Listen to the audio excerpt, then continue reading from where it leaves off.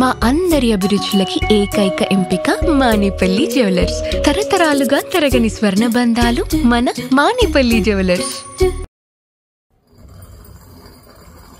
రాజమౌళి గారు, మీకు ఇబ్బంది కలిగింది, మీ వీడియో రకరకాల చోట్లకి ఏదో ఇబ్బంది ఉండగలిగి మీరు రిలీజ్ చేయలేకపోయారు.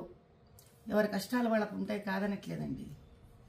కానీ ఆంజనేయ స్వామి వెనకుండి నడిపిస్తాడు అని మీ నాన్నగారు అన్నారు. అది ఇప్పుడు భావ్యంగా అనిపించట్లేదు మీకు అన్నారు కదా. పోనీ బాహుబలి సినిమాలో కోట్లు సంపాదించారు కదండి శివలింగాన్ని ఎత్తిపించి పాపం ప్రభాస్ గారితో. అప్పుడేమన్నా శివుడి మీద ఏమైనా దానకం చదివారా మీరేమన్నా? ఏ శివాలయానికి ఏమన్నా దాన ధర్మాలు చేశారా? ఆ రోజు చేసింది లేదు, ఈ రోజు తిట్టుకోవడం ఎందుకండి ఆంజనేయ స్వామిని చెప్పండి. కుల వృత్తిలో వ్యక్తులు అంటే కుమ్మరివాడు ఆ కుమ్మరి వస్తువులని, కంసాలివాడు తన కంసాలి వస్తువుని, డాక్టర్ తాను సర్జరీలో వాడే సర్జరీ వస్తువులని, వీటిలన్నిటినీ దైవంగా భావిస్తారండి.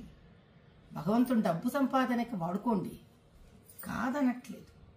కనీసం డబ్బు సంపాదనకి ఉపయోగపడ్డాడు భగవంతుడు అని ఆయన పట్ల ఒక గౌరవం ఉంచడం మీలాంటి వాళ్ళకి, మాలాంటి వాళ్ళకి, మనందరికీ సామాజిక స్ఫూర్తిగా ఉండాలి. ఎందుకంటే ప్రజలు మనని చూసి మన మాట విని చైతన్యవంతమవుతారు.